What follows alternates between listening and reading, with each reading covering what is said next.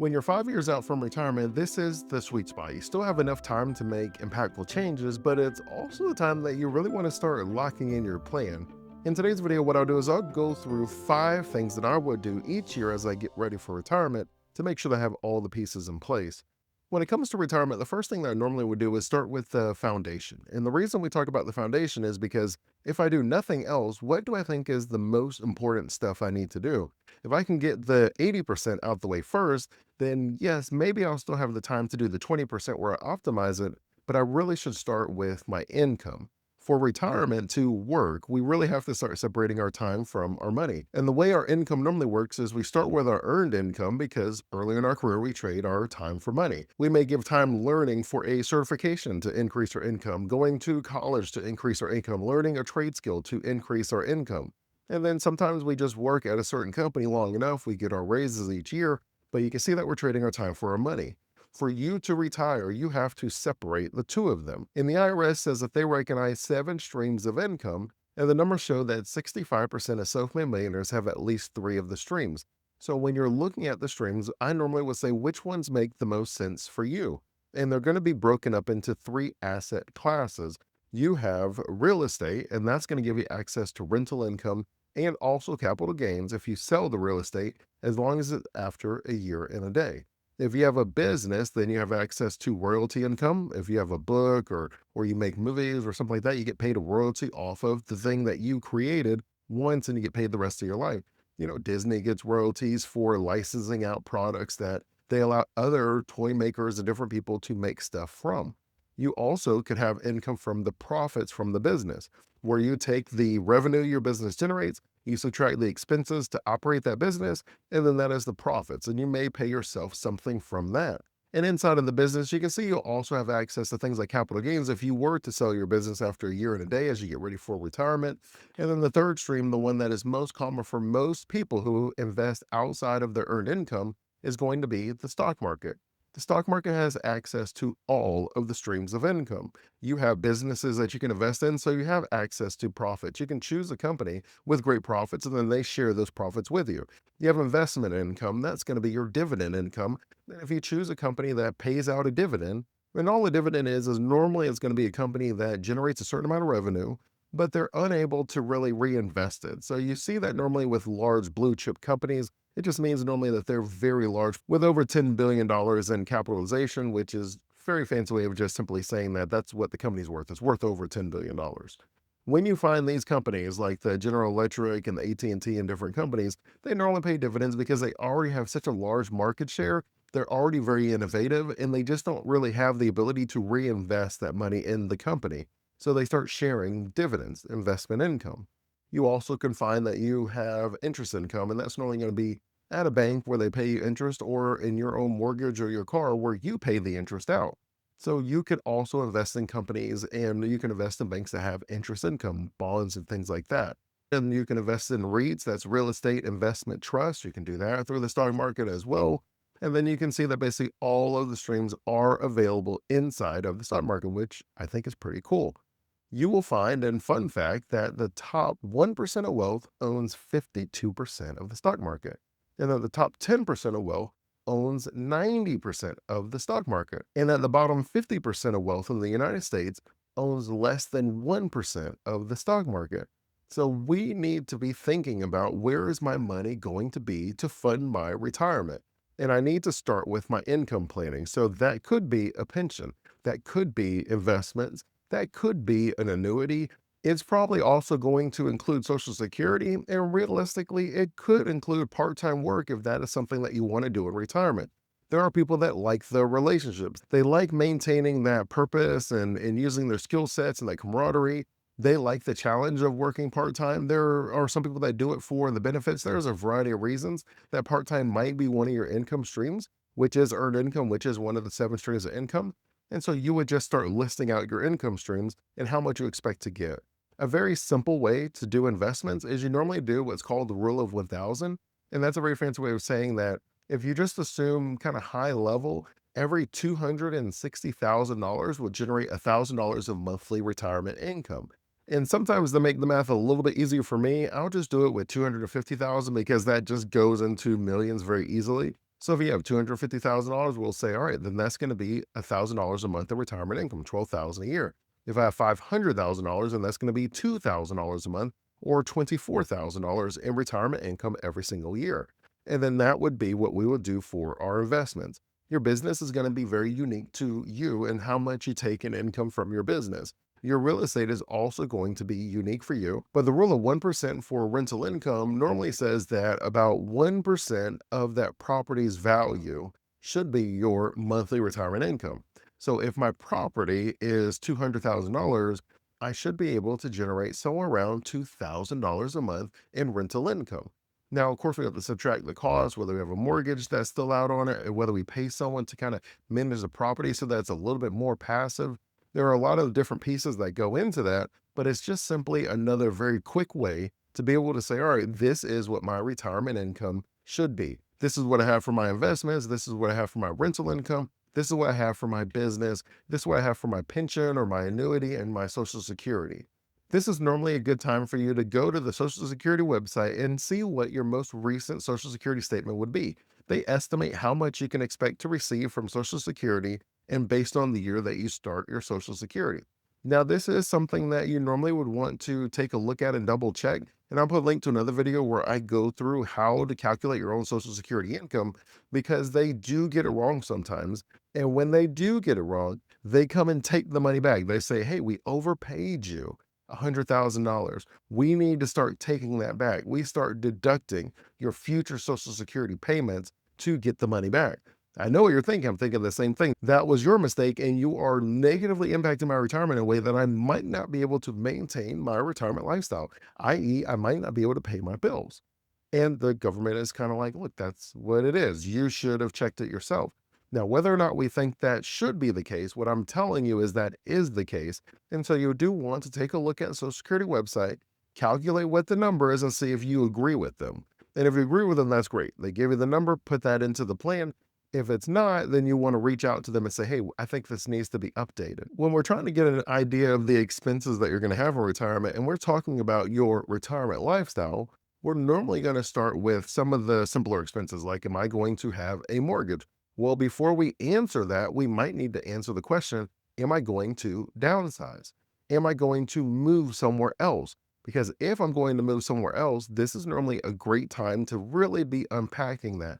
Because when you're 5 years from retirement, that normally gives you the ability to start looking at property values, to start increasing your property value if you're going to sell it, where you have to update some appliances or you have to fix the roof or whatever it looks like. You can start putting those pieces in place. So that way, when you retire and you plan on downsizing, it's not I have to get started now. I call the real estate agent now, and they're telling me all these things I need to do because there are so many moving pieces. And I'll go into it a little bit later in one of our next strategies where you do need to be thinking about how much you're spending when you're getting close to Medicare, because there is something called IRMA, which is a very fancy way of saying that if you make a certain amount of income in the 2 year look back before you start Medicare, I will increase how much you have to pay per month in your Medicare premiums. And that's going to be Medicare Part B and Medicare Part D.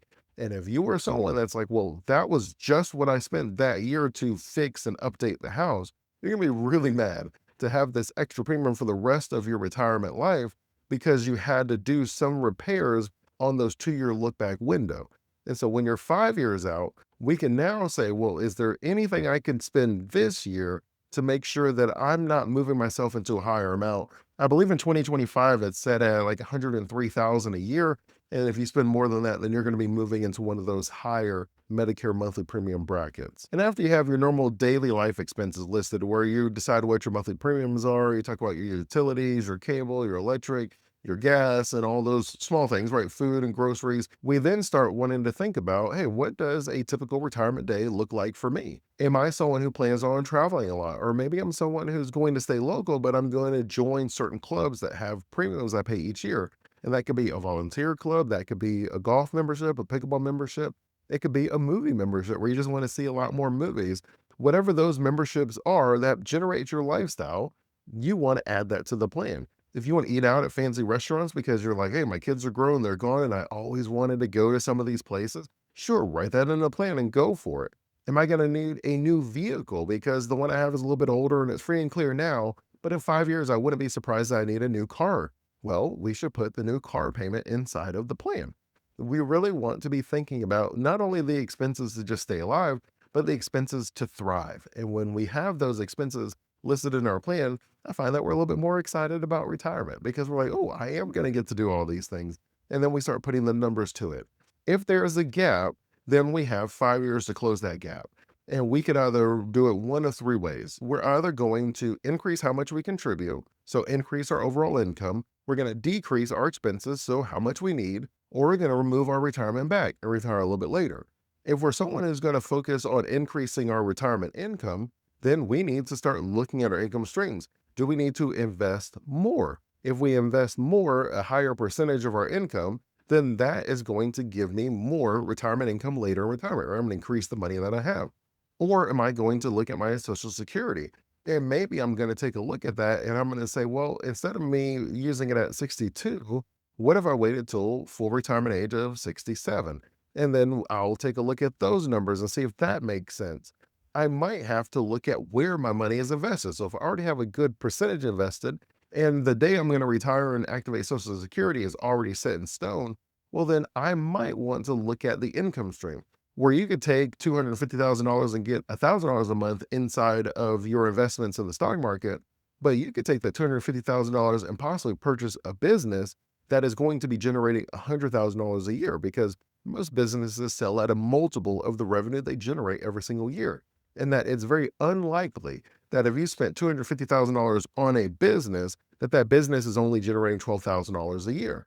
And so you can start looking at these other income streams to generate a higher return for you. Now, granted, it's not all about chasing the money. You do need to think about how you feel about these certain assets. Are you able to sleep at night? Is that something that you understand or are excited or interested in? If you are, then that would be a great avenue to explore. Same with real estate, you ask the same questions, but you normally will get a higher return on certain real estate properties. It depends on how much expenses go into it for you to get it, but we can start looking at some of these other streams to increase how much money that you generate, or we would just overall look at the percentage. Normally, it's good to be contributing at least 20% of your earned income towards your financial freedom, your retirement fund. The idea behind that is everything that you make on Monday is what you pay yourself first. So that is 20% of your week. And then you take Tuesday through Friday and you're able to keep that amount to maintain your overall lifestyle. And so we could say I'll have 50% of my check that goes towards my needs. I can have 20% of my check that goes towards my wants. I can have 10% of my check that goes towards contributions to like nonprofits or my church or my synagogue, my mosque, however you want to allocate that money out. And then you have the 20% that goes towards you and your retirement fund. You can allocate your money that way. But generally speaking, it's good to have at least 20%. Higher, that's great. Lower, that's fine. But the goal is to get to at least 20% to make sure that we're able to have the money we need for our retirement lifestyle. When talking about the other option of lowering your expenses, we're going to go into that a little bit more as I mentioned later. But it is something where if there is a gap and the gap is $300 a month, am I able to just pay off $300 worth of debt now while I'm still working? And then I don't have to worry about anything else. Boom, I got my budget, everything is good to go. Am I able to consider downsizing in a way that generates an extra $500 a month in revenue by eliminating the expenses? Because in my mind, that counts as revenue. If you cut $500 off your expenses, in my mind, you've made $500 more dollars in your retirement. And then the third one is you would extend your retirement date. So if all of the pressure I feel is because I'm going to retire in 5 years, then if I give myself one extra year, how much does that remove of the pressure? And I've seen it where you look at the numbers and it shows where if you're able to go another year, you can see how that increases your retirement success rate significantly because I'm not spending the money out of my retirement accounts. I'm contributing more money into my retirement accounts. I'm allowing all of my investments to continue growing. And I have less amount of money that I actually need in my retirement, right? I'm retired technically one less year than I would have been if I wait one more year. When you look at that and kind of mix it all together, you can see why, if it's an option for you where you love what you're doing, you already have a pretty decent work-life balance as you're getting closer to retirement, you don't feel too stressed out from the work that you're doing on a regular basis, why giving yourself one extra year can be very advantageous. It can definitely help you set the plan up. So that is going to be the heaviest lifting. And that's why we did that first when you're 5 years out from retirement, because building this foundation is going to take a little bit of work in the early going. But you can recognize that if you give yourself 5 years to enact this strategy, that's going to be much more advantageous than doing this the very last year. And then you realize that there is a gap and you don't really have the time to really get rid of the debt. Give yourself 5 years to be able to put these pieces in place, build that foundation. I think is a great place to start. When you're 4 years out from retirement, I normally like to start optimizing from a tax perspective. I start looking at where all my money is at. Do I have all of it in my 401k? Because if I do, that means all of the income is going to be taxed as ordinary income in retirement, which is one of the more least efficient streams of income that you could have in retirement. The government gives tax incentives for certain streams of income. That's what we have. We have an incentive-based society. Our government will give you tax breaks or give you scholarships if you go into STEM research because they want more engineers and mathematicians.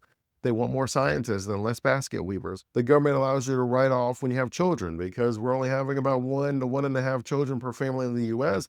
And our growth rate has been constant because of all the immigration. But if we didn't have immigration, our growth would be declining. And you really have to look no further than the four largest populated cities in the United States, right? What are they? They are New York, Florida, Texas, and California. Well, what do all four of those states have in common? And you and I know that all four of those states have a large amount of immigration. That New York is considered like a mega city. So there's literally people from all over the world who travel and go to New York. In Florida, you have a lot of Cuban population, Haitian population, you have some Dominican population. So you can see that Florida has a large amount of immigration as well. Texas, of course, is right there bordering with Mexico. So they have a lot of immigration from Mexico. California has a lot of immigration from Mexico, but also has a good amount of immigration from China because, right, I know on the map it looks like it's like one is on this end and one is on this end, but it's kind of like those old Mario Kart games where you would drive off the level and then you would show up on that side of the level. And that's basically how it is that California and China are actually like, kind of like that. Like they're kind of close to each other. And so there's a lot of immigration from China and other parts of Asia to California as well. And then the states that don't have a lot of immigration, they don't have a lot of growth. They're relatively declining. And so you can see why the government would encourage families to have children and they would give you tax breaks. They would encourage people to adopt and then allow you to write off about $15,000 of your adoption expenses. You can see why the government pays some people to be foster parents where they get a monthly stipend. You can see why the government is paying for VPK because they want you to have children and they want to help with that. Like you can see why the government is so focused on the population long term, right? There's ebbs and flows where it's like this is okay, this is not okay. We're excited about immigration, we're not excited about immigration, but you can see long term that is something that the government is very aware of. That's why you'll see commercials and it's like crazy stuff out in Denmark where they're like, have children for your country. You'll see stuff in Italy where they're trying to encourage people to have children. China, they're encouraging people to have children. They got rid of their one child policy. Russia, Israel, Italy, generally speaking, all the industrialized countries, they're having fewer children. And so you're trying to figure out what do we do to maintain our tax base?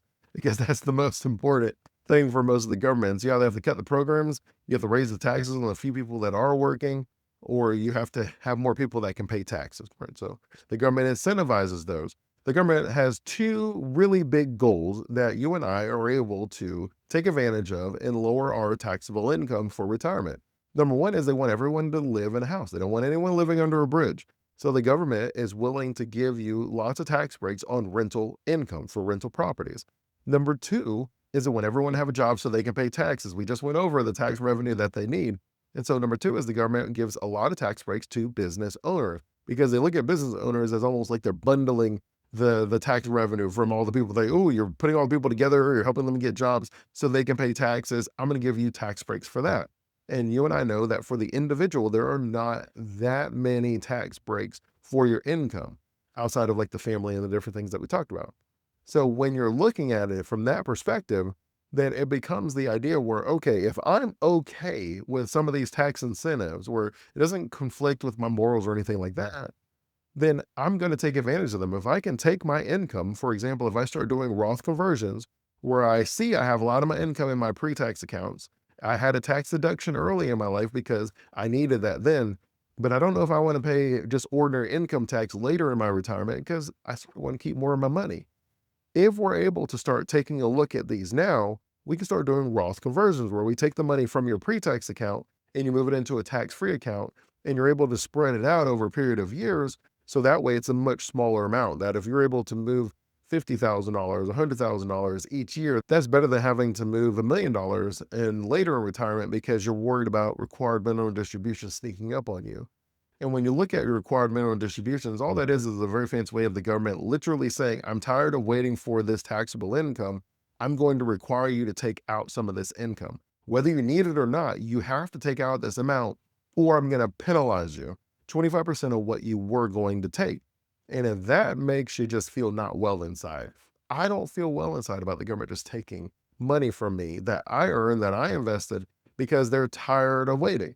And so for me, I'm big on flexibility, and to maintain your flexibility where you don't have those required minimum distributions, where 4 years out from retirement, we can really take a look and say, well, what years do I think I'm going to have a lower taxable income? And how much can I move from my pre-tax accounts into a tax-free account? Do I have income that I want to start allocating in other places, start giving and donating and gifts to different things? We start looking at all of this or 4 years out because we can really put a nice strategy together. So that way you're able to optimize your income streams to where you're paying less in taxes, which means you need less money. Because if you had, let's say, $100,000 a year lifestyle, well, if it's going to be taxed at ordinary income and you're going to have, let's say, a 20% tax rate, just to make the math easy for me, well, you would have to take out $100,000 plus the $20,000 to cover the taxes. So you would have to take out $120,000 that year. And so that is $20,000 less that you have in your retirement account that you would have had if you were able to have moved it into a tax-free account.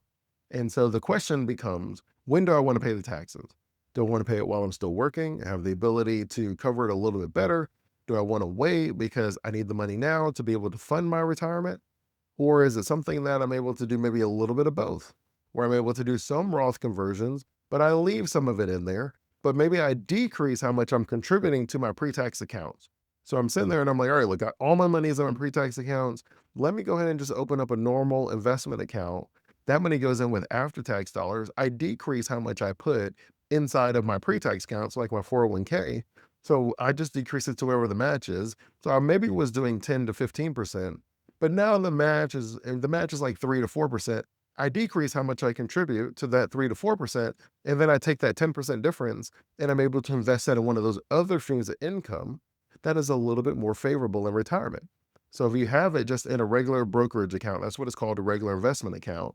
Well, that doesn't have a tax break today, but as long as it's been in there a year and a day, which it will be because we started 4 years out, it's going to be taxed at capital gains, which is a much more favorable tax rate than ordinary income.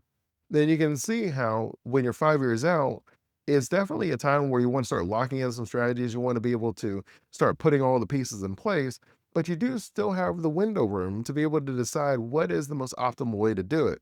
Now, we did the first step because that's the 80%. If we do everything that we mentioned in laying the foundation, we're going to be doing better than 90% of people who are retiring.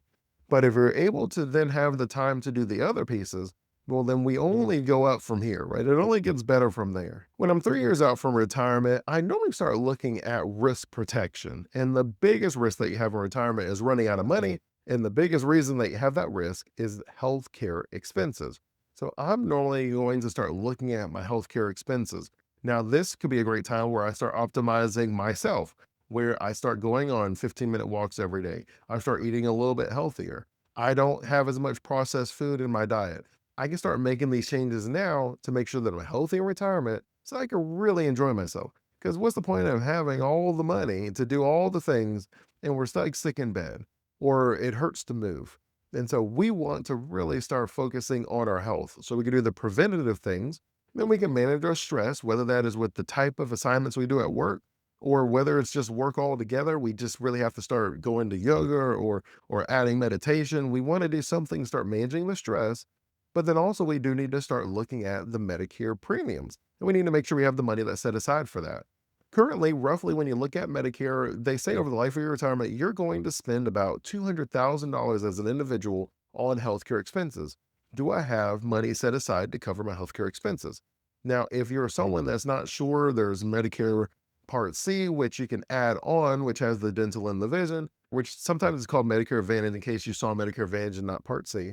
You can have the Medigap plans where if you think you're going to go pretty regularly to the doctor, you can then have these caps put on a lot of the coinsurance because the coinsurance can get kind of expensive. I mean, they really can. And so you start putting caps on these. If you're someone that thinks, "See, like, I'm pretty healthy, I don't really go to the doctor, it's not going to be something that's even going to be in the thought, in the forefront of my mind." Okay, if you're someone that's been healthy the whole time and you feel like you just would be wasting money covering those two extras, then you just can get the regular Medicare Part A and B and have the prescription plan at Part D. And then you have the set monthly premiums of Medicare Part B and D, but it ends up being much lower than if you added those extra bells and whistles, where you just have kind of the set minimum amount. And you normally want to consider things like your enrollment window. You normally have a 7 month window of your 65th birthday year. So 3 months before your 65th birthday, the month of your 65th birthday, and 3 months after your 65th birthday. If you sign up within those 7 months, then you'll have the set monthly premium. If you're late, they have penalties, and these are lifetime penalties. So it increases how much you pay for Medicare every single month for the rest of your retirement life. Now, there are exceptions, like if you're still working and then there's certain qualifications of the type of work that you're doing as far as the company is concerned, like how many employees it has and things like that. But if you're still working, then you don't have to worry about it right then. But it is something that you at least want to be on the radar and planning and preparing for just to make sure. Because you don't automatically enroll in Medicare. You have to do that on your own. And so it just normally makes sense to have that date set aside just so that you don't have that increased premium the rest of your retirement life. Now, when you're talking about the 200,000 for an individual, then yes, it's about 400,000 for a couple. So if you're a couple, then you need to have a little bit more that's set aside for that. And we haven't even talked about long-term care, which is also something that's very important to at least be thinking about in our retirement plan. And so the way long-term care generally works is they say people who are 65 and older, that 7 out of 10 of them will have at least one long-term care episode. And so long-term care, there's like 5 things that they would say, hey, if you're able to do these 5 things, then you're okay. If you can't do 2 to 3 of them, then you would be having a long-term care issue. And that could be things like going to the bathroom, it could be like walking, right? Just normal things that we sort of take for granted. But if it's something that we can't do for an extended period of time, then we would have long-term care needs, right? It's sort of in the name.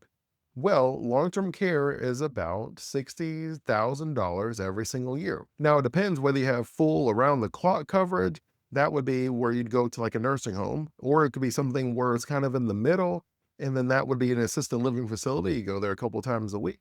Or it would be where you have a home health aide and the person comes to your house and they help you once a day, once a week, twice a day, however you have it set up. And then you pay them their hourly rate to be able to come to your house.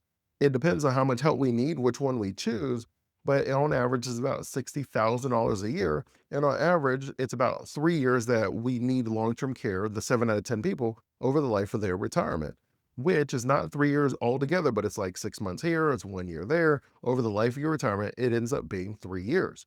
Well, that is $180,000 that we would need to have accounted for in our retirement plan if we don't want our health care to be something that explodes our retirement plan, where it blows this huge hole inside of our funds to all of a sudden we don't have enough money to be able to afford our retirement lifestyle. So whether you're someone who was considering long-term care insurance where you share the risk with an insurance company, now granted, they know the numbers too. So if you're 60 and older, they know that 7 out of 10 people over 65, so they normally either decline you or they have a pretty large premium attached where there's this extra expense if you're over 60. And so it'd be something that ideally you looked at before 60 if you were considering it. But if not, then you would be self-funding, or you would at least look at different clubs that maybe offer something to where it's bundled together. You want to be thinking about, how am I going to cover these healthcare expenses? And so some people, they work part-time just for the healthcare expenses where they have the healthcare coverage. And there are other people that self-funded. There's other people that have long-term care insurance. There's other people that have a network of family that they can live by and they live with. You just want to think about, how do I want to do the risk protection of my healthcare expenses? Because the expenses surrounding your healthcare is something that normally outpaces typical inflation. Typical inflation is 3% every year. Healthcare is typically 6% every single year. The second risk that people normally are concerned about with running out of money is my investments. If I have things like sequence of returns, which is a very fancy way of saying you lost a bunch of money the first year, and it's a much larger negative impact on your likelihood of retirement success than if you lost that same amount, but on the 10th year of your retirement, it would just be different. Well, I need to be looking at my investment allocations. I should be adjusting that allocation. I shouldn't be trying to hit home runs anymore. I shouldn't be overly aggressive in the market, I probably don't want to be too conservative where I'm not even keeping up with inflation. I just turned off everything. So somewhere in the middle. I do need to start locking in some of my wins. So if I have a real estate, then I would take the rental income and I would start investing that. That would be me taking out some of that income without me actually having to sell the property. If I have a business, either I'm looking at selling the business or I'm going to be structuring it in some way, or I'm going to be looking at a partnership, whatever that looks like. There's lots of ways to structure the sale of your business. Even if it's someone that you know and you kind of set up like an annuity where they pay you from the business profits for the life of your retirement, there's lots of ways you can do it. Everybody's a little bit different, and so it takes a lot of level of trust, and then obviously some legalese. So you do want to have a lawyer that sets up the document, but that would be another option that's available for you. And then we could also be looking at it just from our investments in the stock market. If I'm currently 80% in the market, 60% in the market, maybe it makes sense for me to lower my risk exposure. So that way, if the market goes crazy like it did earlier this year, where I believe it had lost $6 trillion in the first quarter, I'm not someone, I remember reading someone, and I probably can find it and share it with you, where the person said that they had lost $55,000 over 2 days. But they said if this keeps up, I'm not going to be able to stay retired. Where we're able to say, yes, the market isn't doing that great. And yes, my investments have gone down, but I have structured my investments in a way that I'm okay, that I'm going to be able to weather the storm. And so normally when you're 3 years out, that is when we'll say, well, let me start adjusting my allocations. I want to have that safe bucket set up where I have 1 to 3 years of living expenses set in cash and other liquid investments. That gives me the time I need to allow my other investments to recover whenever there's a market downturn. That we know the Great Recession, that if you had 3 years to wait, you were in a much better spot than if you didn't. We know that COVID, if you had 3 years to wait, you were in a much better spot than if you didn't. Same when it comes to 9/11, same with Y2K. All these times that the market goes down, if I have 3 years set aside, it's probably going to recover. I just need to be able to do that. So this is a great time to start putting that risk protection in place as well. When I'm 2 years out from retirement, this is normally a great time for me to start focusing on debt elimination. So when it comes to getting rid of your debt, there's really two approaches, and it could be either one that works for you. So one is I take my highest interest rate credit cards and I start paying those off to my lowest interest rate credit cards. That is fine, and that is a very optimal approach. The second one is I take my smallest debt and I pay that one off first. And then I take that monthly payment that was on the smallest debt and I add it to the next smallest debt. So that way you build like a snowball. Both of them work. Both of them will shave about the same amount of time, saving about the same amount of interest. The only difference is you personally.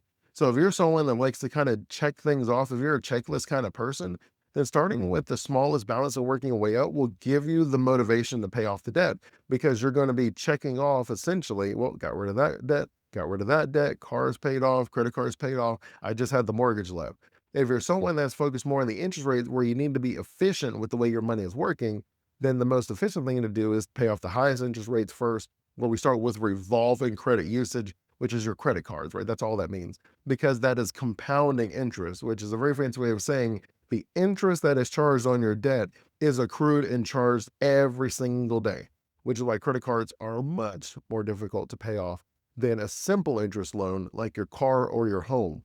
Your simple interest loans has it all calculated up front. You see it on the loan statement and you look at it and it says, yes, I'm going to pay $400 a month every single month for 60 months. And I'm going to pay this much in interest. I'm going to pay this much on the principal, right? Like it's already set up. And because it's already set up ahead of time, it's not compounding over time. It makes that one much easier to pay off. That's why some people like consolidating their debt. And it's something that if it makes sense for you, then you could, where you consolidate the debt and it normally lowers the monthly payment. And then you could continue paying the exact same amount and it will pay the debt off much quicker because it's much more efficient.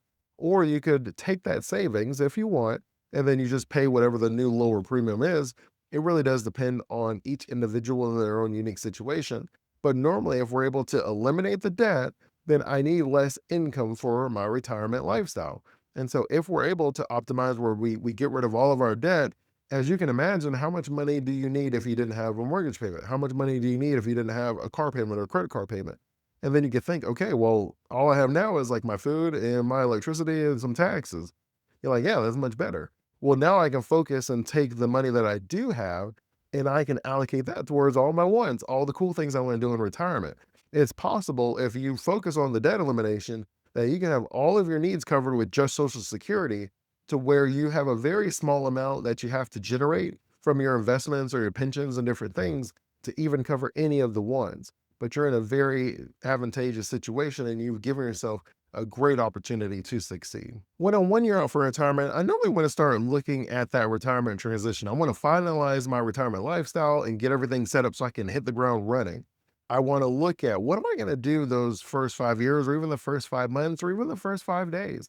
What does that look like for me? If I need to decompress, if I'm stressed from work, if it was a big burden to be able to get out of there, then maybe I give myself a little bit of a breather just to gather myself. How much time do you want to give yourself to just kind of and allow yourself to just kind of recover from the stresses of work? And then you want to hit the ground running and get everything taken care of. Do you have the places that you want to volunteer already chosen? Do you have the trips that you want to take already booked? Spoiler alert, if you lock in those trip dates early, it's much lower than if you lock them in late. I'm sure you know that. You've seen that. So if you're like, look, when I retire, I'm going to do this on my first day, great. If you're that confident, go ahead and purchase that ticket a year in advance and you'll be saving a ton of money. And you can do a lot of these cool things that first year and it doesn't cost you as much. You could really go a step further and book out the first 5 years, just set it all up. Normally, this is a good time to, set up our automatic transfers to make sure our beneficiaries and different things are updated. We want to look at things like our Medicare premiums to make sure that that is set, that we know which plans we're going to use or which extra coverages we're going to add. And then normally we want to look at things from the tax planning perspective. We have the dates that we were thinking about doing those Roth conversions. Do we still feel good about that? This is normally just a time where you kind of review what that lifestyle was going to look like 5 years ago. And then you decided, do I want to make any changes? Do I feel pretty good about this? I then, as far as my retirement transition, I make sure I check off all the boxes. I talk to all the people. I get everything updated. This is the email address I want you to use. This is the address I'm going to move to. Just check off all of that stuff. You want to have the transition set up very nicely. And then you want to double check on your lifestyle and make any changes from there. This is also normally a good time to take a look at your withdrawal strategy. You guys know I'm a fan of the three bucket strategy. I find that most dynamic withdrawal strategies are a little bit better. By dynamic, I mean that it changes with you. So whether you use something like the guardrails where you say, hey, look, I'm always going to spend this amount. Even if my investments generate this much, I'm still going to cap out how much I spend. Even if my investments lose this much, I'm still going to cap out how much I spend. That I'm going to be somewhere in these guardrails. You can definitely do that. I think when you have dynamic plans, it just allows the investments to adjust with you and the market, which is kind of important to be able to adjust with the economics of most situations. I like the three bucket strategy because it allows me to still have a portion in growth, still have a portion in income, and still have a portion that's safe. But I still have all three of them working together. Where if you're someone that sells all of your aggressive, well, that's like your business, your stocks, that's your real estate. And then you get the income. So that could be a pension and annuity. It could be like different bonds and some low risk blue chip dividend paying stocks. Well, that's probably going to keep up with inflation, which is fine. But I might need a little bit more in case inflation goes high, like we had a few years ago, where it's at a 40-year high. My normal 2 to 4% return in my safe bucket isn't going to cut it. And then in your safe, where you have your money market accounts and things like that, things that are in cash, well, that's not keeping up with inflation, but that's not the goal of that bucket. The goal is to have some liquid cash available that I don't have to worry about anything. And then I have everything that has this purpose. So I like the three bucket strategy, but there are lots of dynamic strategies. And then some people that keep it very simple. They just do the 4% every year and that works. I mean, the numbers generally will show that that's going to work for most people's retirements. You can retire 20 to 30 years off of that strategy alone. You want to have an idea of how much you're going to be spending. We looked at it 5 years ago. We've added some more investments. We've optimized different things. All right, now it's time to decide the Social Security, the Medicare coverage, the lifestyle I'm going to have, and just to set up all those transition pieces. Now, if that feels like a lot, which I sort of know that it can, I did put together a retirement scorecard for you. And there's the one that you can print off and write in it on your own. There's another one that I have an Excel spreadsheet where you can model and put the numbers in it and it'll adjust for you. It'll give you a scorecard to let you know whether you're really close and ready for retirement or whether there's a couple of tweaks that we could make to help optimize our overall retirement. And if you're interested in the document, you can always go to happilyretire.com. I'll put a link in the show notes for you. But the good news is when you're 5 years for retirement, you have the time to be able to implement a lot of these strategies so that way you can feel comfortable as you get ready to retire. I'm Dre Griggs, founder of City and Wisdom.